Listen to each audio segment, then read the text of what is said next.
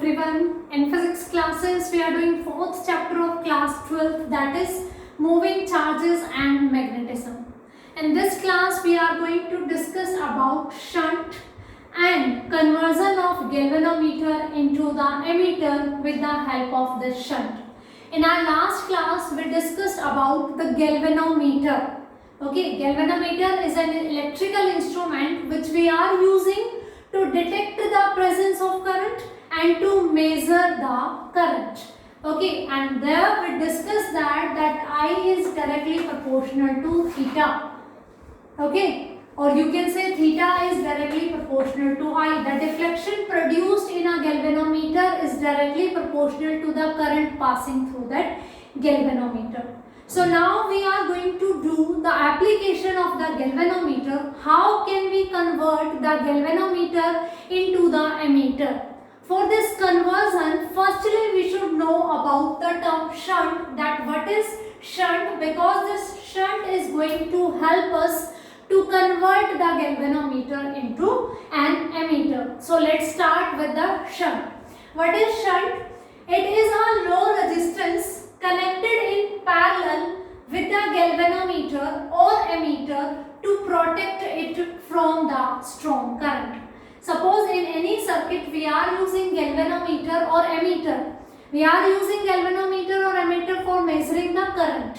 And if suddenly a strong current is passing through that circuit, you can say through that galvanometer or ammeter, that is going to be heat up and that is going to be burned up, and then after that it is going of no use. So to protect that galvanometer or ammeter, we are using this shunt. This is a low resistance and it is always connecting in parallel. Here suppose you are using a galvanometer or any ammeter, you are using shunt in parallel. Total current I is passing through the circuit. In parallel combination, you know the current is going to be divided into the two parts according to their resistances. Suppose its resistance is S and its resistance is G. So current, suppose we are saying passing through galvanometer is Ig and current passing through S is Is. Again they are going to add up and they will just give us finally the current I. Okay, so shunt is a low resistance which is always connected in parallel. You know, whenever we want that current should flow through any circuit, if maximum current we want to flow, then we have to minimize the current. In this given circuit, we are saying shunt is a low resistance. If it is a low resistance, then more current will pass through this wire and small current will pass through this wire. So of course it is going to save the galvanometer. Suppose you are having a current I passing through the galvanometer, and if it is a strong current, then what happens? This galvanometer's coil is going to be burned up. And if you are connecting a small resistance in its parallel combination, then because it is having a low resistance value, so maximum current will pass through this path. Current will choose that path which is having less resistance. Of course, current is going to move through both the path, but the more current will pass through that path which is having less resistance. So that's how it is saving the galvanometer or the ammeter. And we used to use this shunt to convert the galvanometer into ammeter or to protect the galvanometer or ammeter. So basically what is shunt? It is a low resistance. Why we are using shunt? Because it is going to help us to convert the galvanometer into ammeter, and it will save the galvanometer or ammeter from the strong currents. And it is always connecting in the circuit in parallel. Okay, in parallel combination when we will combine it, so the more current will pass through this path and small current will pass through the galvanometer path or ammeter path. They are going to be protected with the help of the shunt.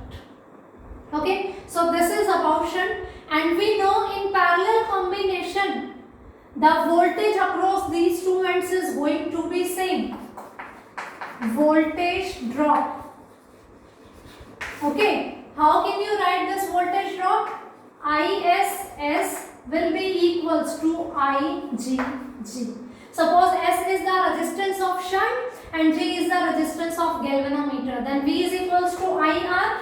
In parallel combination, voltage drop will remain same. So across this the voltage drop is Is into S, and across this the voltage drop is Ig into G. Or you can say total current is I, which is equals to Ig plus Is. So you can say Is is equals to I minus Ig, or you can say Ig is equals to I minus Is. Okay. Now we are going to learn about the conversion of galvanometer into the ammeter. Conversion of galvanometer into an ammeter. How can we convert? We have to connect the galvanometer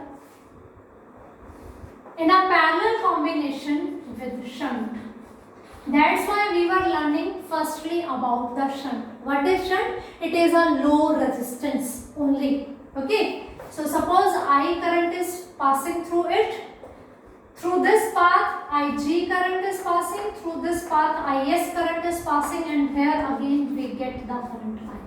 Then this combination, the parallel combination of the galvanometer and the shunt resistance is known as ammeter. Ammeter is a device which we are using to measure the electric current.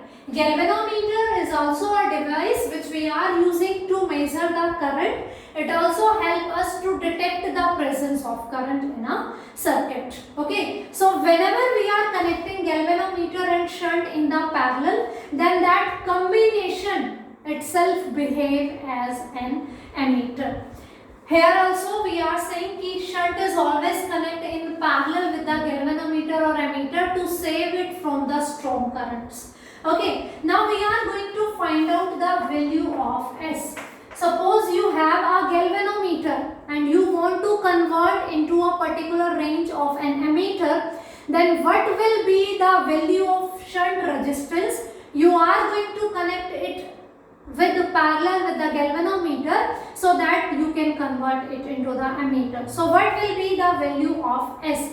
How can you find out this value? We are saying in parallel combination, the voltage drop will remain same. So voltage will be equals to IgG is equals to Is into S, because through shunt Is current is passing and through galvanometer Ig current is passing. Okay, we want to find out the value of S. So it will be IgG upon Is, and we know Is is what? I minus Ig. If total I current is passing through this circuit, then what will be the Is? It will be I minus Ig. Okay, so IgG upon I minus Ig. This will be the value of shunt. IgG upon I minus Ig.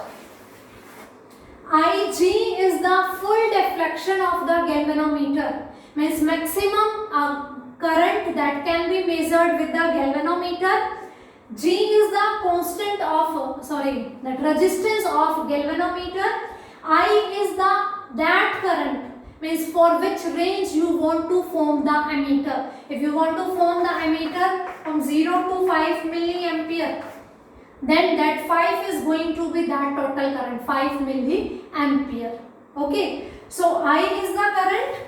Because they are connecting in parallel, so current is going to divide up into the two parts, Ig and Is. If we know the value of Ig, the current passing through the galvanometer constant, and total current is I is what? For which range we are going to form or we want to design the ammeter. If we want to make the ammeter of the range 0 to 5 milliampere, then this 5 is going to be that current. Okay, so how can we find out the value of resistance shunt? to convert a galvanometer into the ammeter by using this formula. S is given by IgG upon I minus Ig. Okay. Now we are going to discuss something about the resistance. We are saying that we are connecting shunt into the parallel. If we are connecting shunt into parallel, and shunt is a what? It is a low resistance. And in your junior classes, you have learned about the combination of the resistances. If you have connected two resistances in series, then Rs was given by R1 plus R2. If you are connecting two resistors in parallel, R1 plus R2, then the parallel combination is given by this formula. In junior classes, you have learned about the grouping of resistors. Okay, so the resultant resistance in series will be the sum of the resistances, and in parallel combination, the reciprocal of the equivalent will be the sum of reciprocal of these two resistances. So here also you can see, to convert the galvanometer into the ammeter, we are connecting shunt in parallel with the galvanometer. So the resultant resistance is given by this one, 1 upon G plus 1 upon S, where G is the resistance of galvanometer and S is the resistance of the shunt. Okay, so you can say GS S plus G. So Rp is given by GS upon S plus G. In series combination, when we are combining resistors in the series, then the resultant is going to be more. Resultant resistance will be bigger one. And in the parallel combination, resultant resistance is always going to be less. We are saying shunt is a low resistance. We are connecting it in series with the galvanometer. So the resultant resistance is always going to be more less. Rp is always less than R1 and also it is less than R2. So here the resultant resistance will be less than the shunt. Shunt is a low resistance. Then the ammeter's resistance. Rp here we are saying the resistance of ammeter.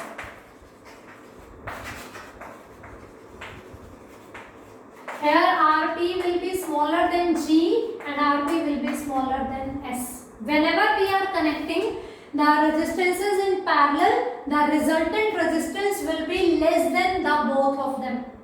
Okay. So resistance of ammeter will be less than the resistance of galvanometer and its resistance is less than the value of shunt resistance. So ammeter is having very less resistance. Ammeter is always connected in series. Whatever is the circuit, whatever is the topic, the practical you are performing in your lab, ammeter is always connecting in the series. Ammeter is used to measure the current and it is connecting in series because in series the value of current is going to be same. If here the current is I, here also the current will be I, here also the current will be I. In parallel combination, the current is going to be divided into the two parts according to their resistances. Okay. So ammeter is always connected in series because in series current is same. And ammeter we are using for measuring the current. So its resistance should be minimum so that it can measure the actual value of current passing through the circuit. If it is itself offering some resistance to the current, it is not going to measure the actual current. That's why we always say that ammeter should be of very less resistance. Shunt is a low resistance. We are connecting it with a galvanometer in parallel combination so that the resultant resistance, this Rp, is going to be less than both the galvanometer resistance as well as the shunt resistance. And for ideal ammeter, the resistance should be 0. For ideal ammeter, the resistance should be 0. Okay. so that it is not going to offer any kind of resistance to the flow of current. It always connected in the series and it can measure the actual value of current without disturbing that current because of its own resistance. For ideal emitter, resistance should be 0, and in practical life we know it cannot be approachable. We are going to try to minimize the resistance. That's why we are using shunt. Okay, so how can we convert the galvanometer into the emitter? We are connecting a shunt, a slow resistance in parallel with the galvanometer. Then this overall arrangement is known as emitter. And how can we find out the shunt? Its value is Ig upon I minus Ig, where Ig is the current can be measured by the galvanometer and I will be the range of emitter which we are going to measure with the help of this emitter, and G will be the resistance of the galvanometer. So we can convert galvanometer into the emitter. Its range can be increased, not decreased. The range of emitter can be always increased, it cannot be decreased. The reason is because we are saying an ideal emitter is having 0 resistance. We always form the galvanometer and shunt parallel combination to make the emitter. So resistance is going to be decreased. More current it is going to be measured. Okay, that's why its range is going to be increased. Here you can see Ig. If a galvanometer is measuring the current Ig, if you are connecting a shunt in parallel to it, it can read, it can measure the more value of current. Okay, so that's why its range can be increased, its range cannot be decreased. This is all about the conversion of galvanometer into the emitter. This will be resultant resistance, this will be the value of shunt, and we discussed about the shunt also.